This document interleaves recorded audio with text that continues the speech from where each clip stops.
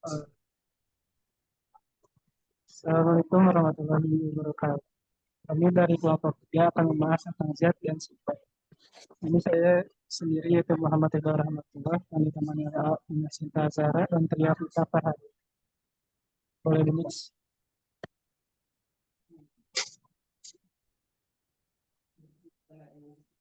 Nah, pada bab zat dan sifat ini kita akan membahas 6 konsep yang selalu menjadi miskonsepsi pada siswa ataupun mahasiswa. Yang pertama ada cara bicara yang animistik, yang kedua ada konsep transformasi, yang ketiga ada konsep kelarutan, yang keempat adalah konsep kehancuran, yang kelima konsep pembakaran, yang terakhir konsep gas sebagai non-zat. Boleh next.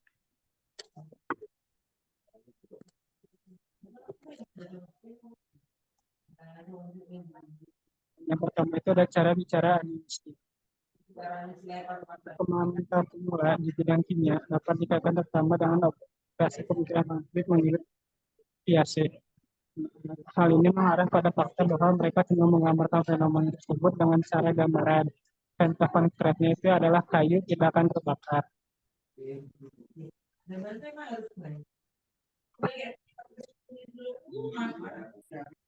Selanjutnya, yang kedua ada konsep transformasi, yaitu perubahan sifat zat secara umum digambarkan sebagai reaksi kimia atau pembentukan zat baru dengan sifat baru. Meskipun demikian, siswa biasanya tidak mengasosiasikan kemunculan suatu materi baru dengan reaksi kimia, melainkan seseorang suka membayangkan substansi yang sama dengan properti yang boleh.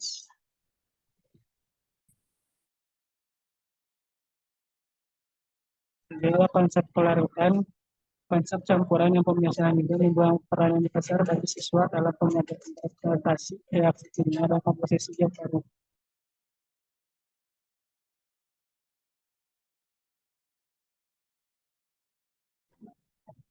Contohnya air terdiri dari hidrogen dan oksigen. Nah, pernyataan ini menerangkan tentang satu molekul air dari dua atom H dan satu atom O. Itu yang benar. Istilah ini benar pada model atom delta. Namun bagaimana caranya kata-kata ini berhubungan ketika seseorang berbicara tentang zat secara mikroskopisnya.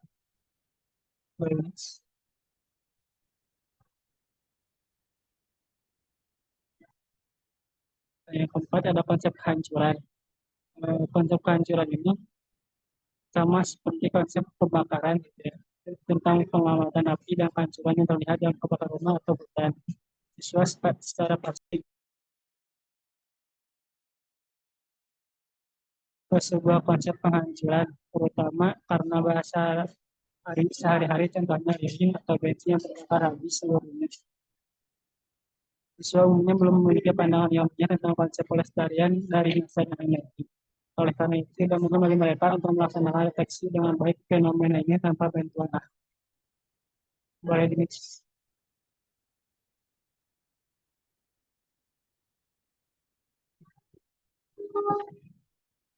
Selanjutnya konsep pembakaran. Konsep transformasi atau tembaga berubah menjadi hitam karena pembakaran api. Serta konsep penghancuran yaitu kayu dibakar. Kembali ke pemikiran siswa yaitu konsep pembakaran. Setelah mengamati hal yang selalu menarik proses pembakaran yaitu kertas, kayu, arang yang dibakar, bisa memiliki pernyataan bahwa ada sesuatu yang naik di udara dan ada sesuatu yang hilang dan hanya sedikit aguan tersisa. Nah, konsep pembakaran ini sama seperti konsep kehancuran itu bahwa mereka berpikir bahwa ada sesuatu yang hilang, padahal pada konsep ini masa dan energi itu tidak akan pernah hilang. Boleh lanjut.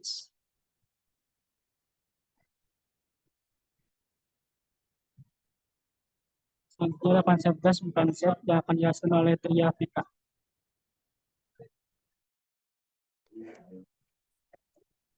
Selanjutnya ada konsep bukan gas yang membahas miskonsepsi siswa tentang gas sebagai zat. Miskonsepsi yang pertama adalah gas dianggap tidak nyata karena tidak terlihat dan terasa ringan. Jadi banyak siswa yang tidak menganggap gas itu sebagai zat karena gas itu tidak terlihat, kemudian karena tidak terasanya berat.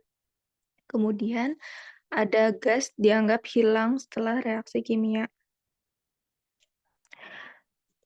Pada faktanya, gas memiliki massa, volume, dan sifat tertentu, dan juga hukum kekekalan massa, yang dimana massa sebelum dan sesudah reaksi tetap sama.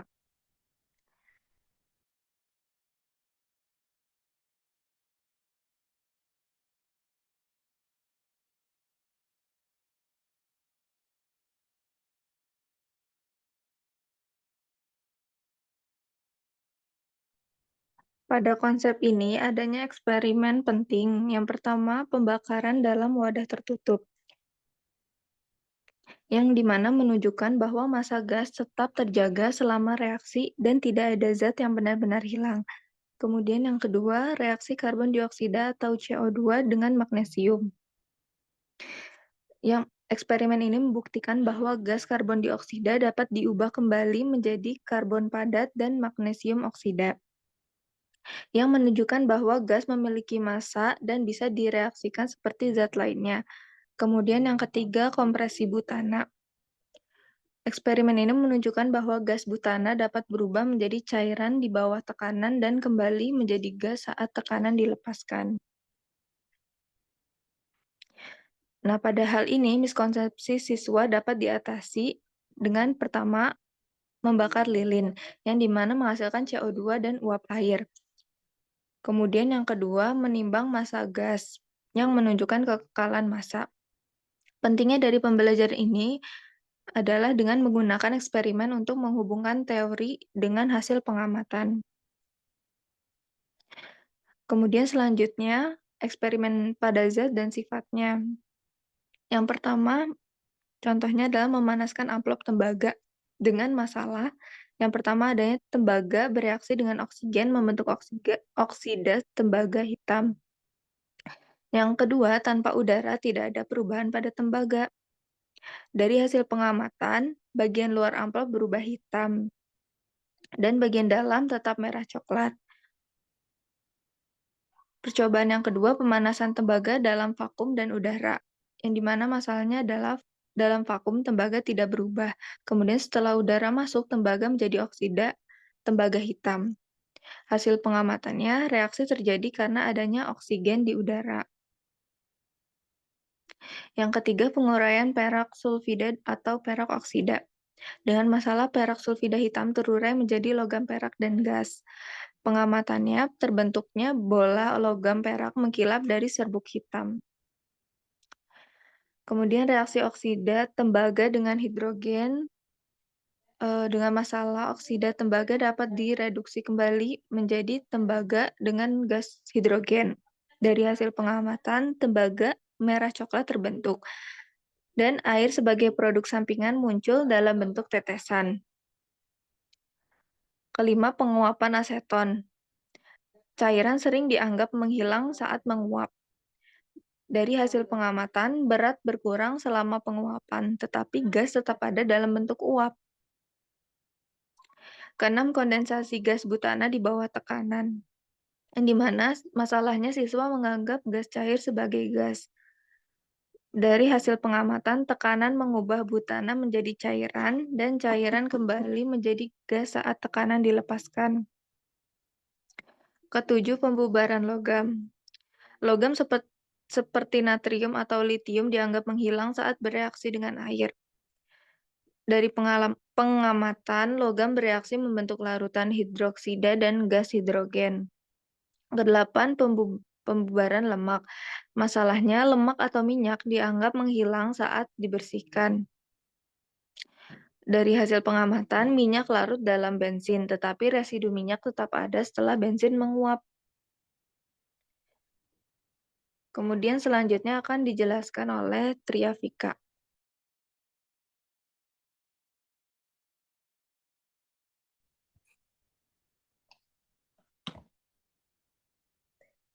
Oke, selanjutnya ada percobaan pembakaran logam ya. Banyak orang yang berpikir bahwa saat suatu benda terbakar, massanya tuh berkurang. Namun faktanya, massa tuh bisa bertambah karena terjadi reaksi dengan oksigen. Nah, untuk membuktikan hukum kekekalan massa, kita harus melakukan eksperimen dalam sistem tertutup. Nah, di situ ada hasil percobaan. Yang pertama ada wol baja berubah menjadi hitam tampak seperti kehilangan massa, padahal massa tetap tetapi berubah bentuk menjadi oksida besi. Yang kedua ada magnesium saat dibakar membentuk magnesium oksida yang berwarna putih dan massa justru bertambah karena bereaksi dengan oksigen. Terus yang ketiga, dalam sistem tertutup, massa tetap sama sebelum dan sesudah reaksi sesuai hukum kekekalan massa. Next. Nah, di sini ada percobaan arang, lilin, dan reaksi CO2 dengan magnesium. Yang pertama, pembakaran arang. Nah, dalam sistem tertutup, arang tuh bereaksi dengan oksigen membentuk CO2, tetapi masanya tuh tetap. Yang kedua, pembakaran lilin. Lilin menghasilkan CO2 dan uap air. Jika gasnya ditangkap oleh soda kapur, maka akan bertambah. Yang ketiga, ada reaksi CO2 dengan magnesium. Nah, magnesium yang dibakar dengan CO2 menghasilkan karbon hitam dan magnesium oksida. Nah, kesimpulan dan penyebab miskonsepsi ini, yang pertama, massa sebelum dan sesudah reaksi selalu sama sesuai hukum kekekalan massa. Terus, pada sistem terbuka, gas bisa lepas sehingga tampak seperti ada kehilangan massa. Nah, penyebab miskonsepsi itu yang pertama, gas hasil reaksi tidak terlihat. Yang kedua, mengira benda yang terbakar hilang. Dan yang ketiga, percobaan sering dilakukan di sistem terbuka. Jadi intinya tuh pembakaran tuh tidak menghilangkan massa, tetapi hanya mengubah bentuknya dalam sistem tertutup, massa akan tetap sama. Dikembalikan ke moderator.